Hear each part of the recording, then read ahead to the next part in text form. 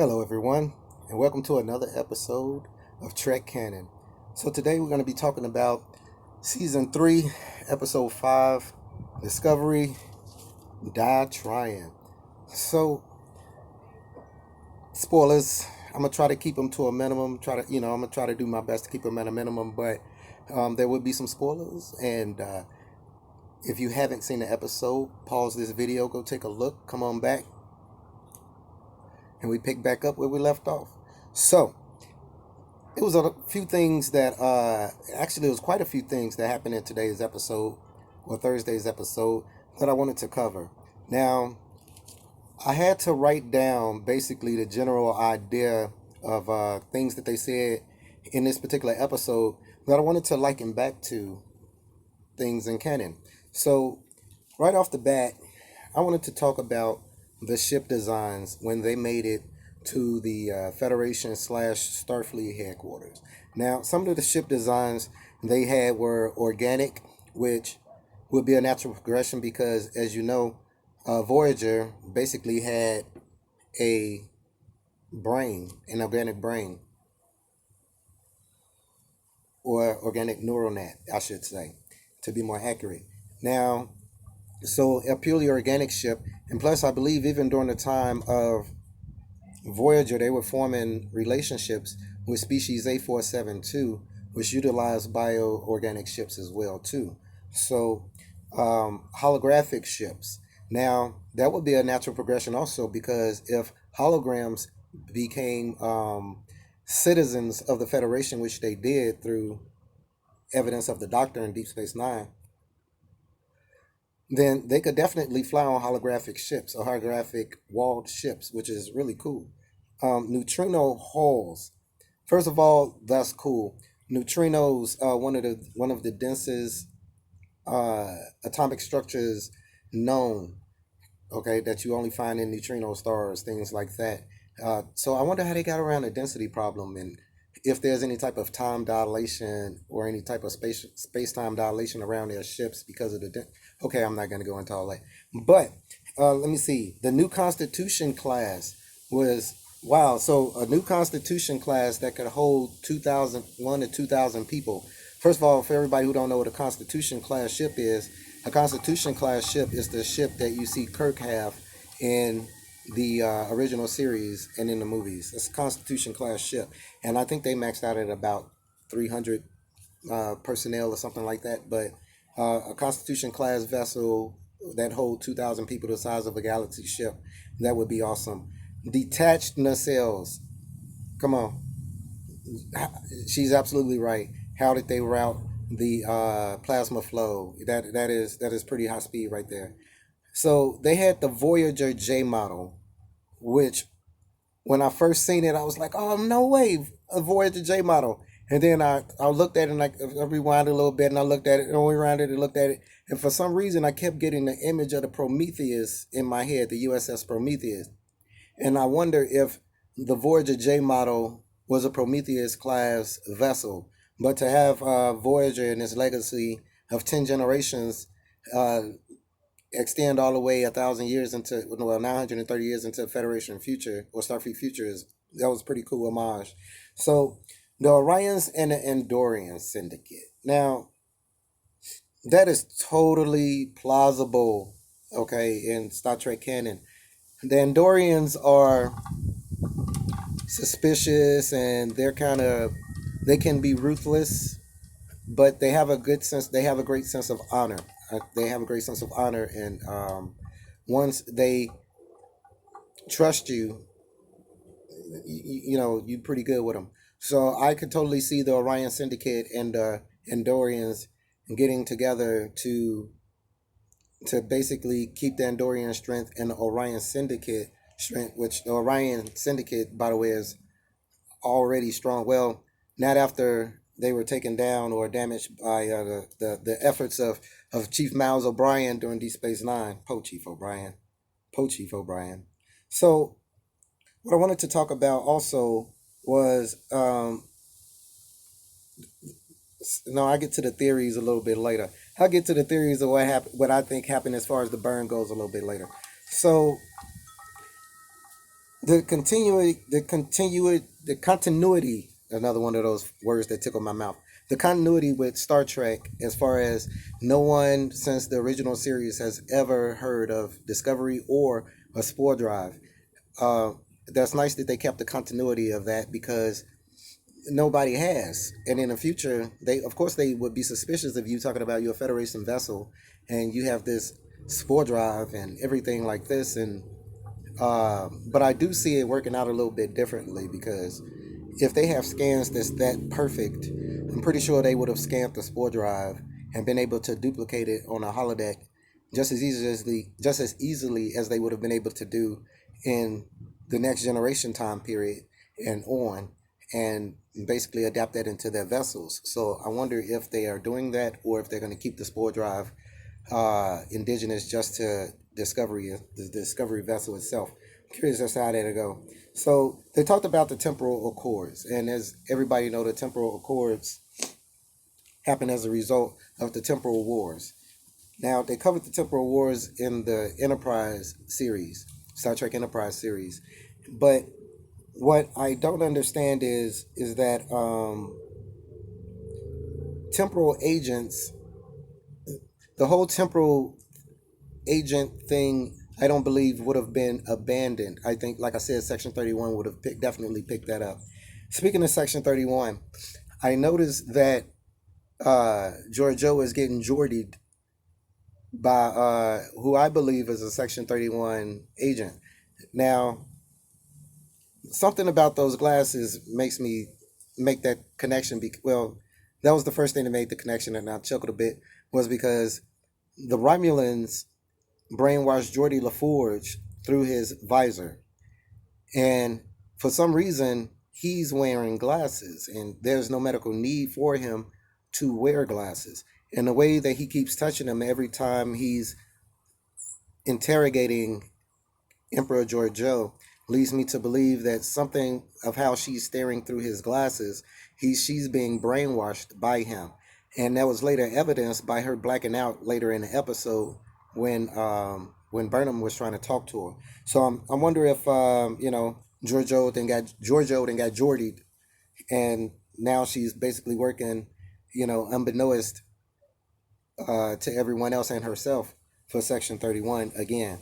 Now, Burnham disobeying orders. Now she is. Let me tell you something. This seems to be a recurring thing with her character. So basically, we just found the Federation and we just found Starfleet, and you want to help them. I totally understand that.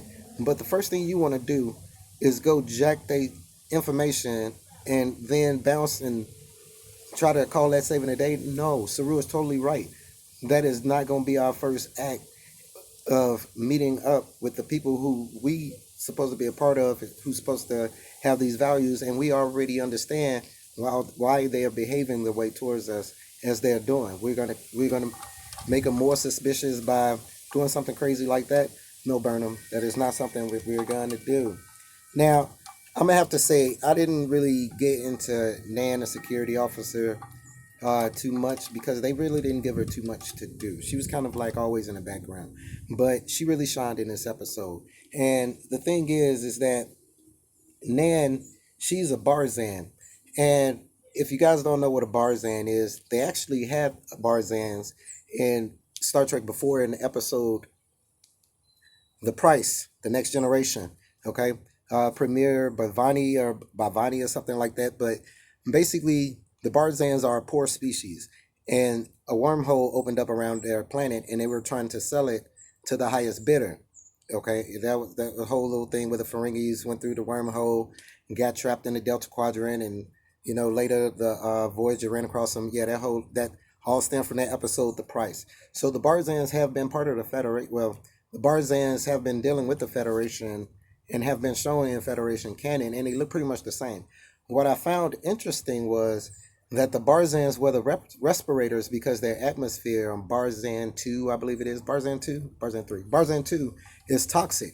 So when Burnham and the doctor beamed over to the ship, I wonder why they were able to breathe okay. I don't know if I missed in the episode where they took some kind of medication that prepared them for the Barzan atmosphere or something like that, but to humans, the Barzan atmosphere is toxic, and to Barzans, the human atmosphere, is toxic.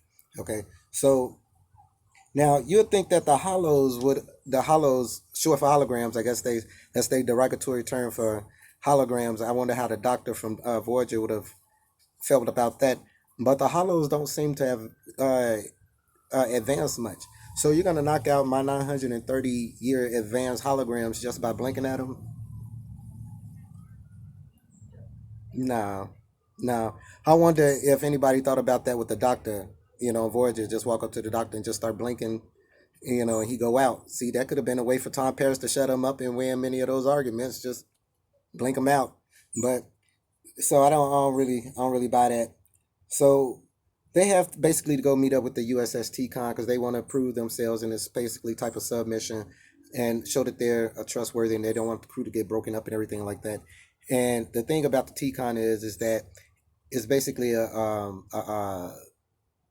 vegetable arc or a plant arc. It carries the seeds and everything like that from Ember worlds and from Federation worlds and everything to keep them protected. Basically, what we have nowadays, I believe it's somewhere in Europe. I could be wrong, where they have basically a seed bank for things just like that. Um, Now I'm gonna have to say, what's up with Detmer? Because ever since she hit her head, she's been checked out twice, but something's up with Detmer. The pilot, something's up with her, and ain't nobody addressing that. Especially the ops lady. She knows something's up with that man. She just keeps just staring over there at her like, yo, something up with you, but ain't gonna tell her, ain't gonna report it, ain't gonna take you down there and make sure we get a more specific medical stand, nothing like that. So basically they get over here. They have to take the lieutenant from the crew with them. The captain stays basically hostage, not hostage, but stays to make sure that Discovery didn't do anything crazy. They get to the ship and all kind of things ensue. I'm not going to talk about that, but one thing I want to talk about was I never remember a CME knocking out, phasing anybody in Star Trek canon when it came to a teleporter. I think they getting that mixed up with SG1 again, man. Only CMEs mess with the Stargate and seeing you through time and do crazy stuff like that. But transporters in Star Trek, usually, I've never in memory heard of a CME, coronal mass ejection, having any type of bad effect on transport. So I'm gonna have to say that's crazy. Now the medical uniforms. Look, I'm gonna tell you, that white medical uniform either just looks smooth or looks smooth on dude. Either way, that medical uniform, that all white, just how it is very professional. Just a smooth looking uniform. You know what I'm talking about? So now they said there hasn't been a crossing in 500 years after the fall of the Terran Empire, which would make sense because a little over 500 years ago, chronologically wise, Smiley defeated the Terran Empire with the use of the Defiant and Captain Sisko in Deep Space Nine. So I'm pretty sure he outlawed back and forth, going back and forth after that because Smiley would have taken over. The rebels would have taken over. So and Reno, Engineer Reno makes me laugh every time. So she just makes me laugh. Now Junto 3. Now the Junto 3, what was up with Junto 3? I forgot to talk about Junto 3. Okay, I'll probably come back to that. So I wanted to go over my theories. Now, I have basically three theories when it comes to the burn. Now, let's talk about them. Now, the first theory is this. First, we got to understand what dilithium crystals are. All right. Dilithium crystals' only purpose and the reason why they're used in Federation ships is because they partially exist in the fourth dimension or the dimension of time. All right.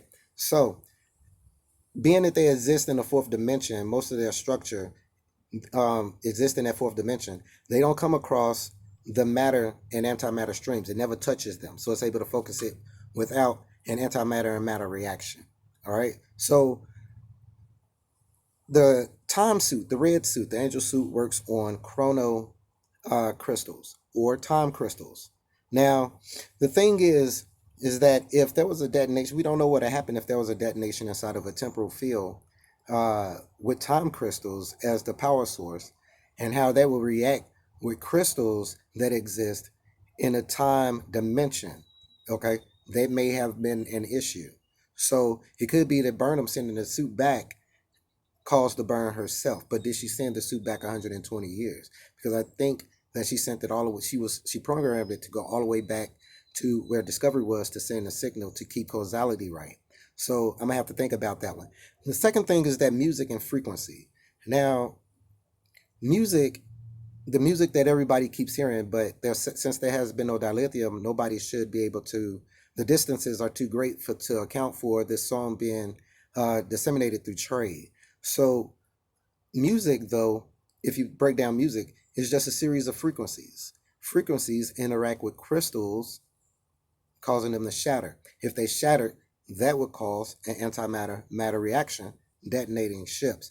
So I wonder if there was some type of frequency that was sent out over subspace that people interpreted as music once it interacted with crystals, or something like that, and it kind of put this tone in everybody's head.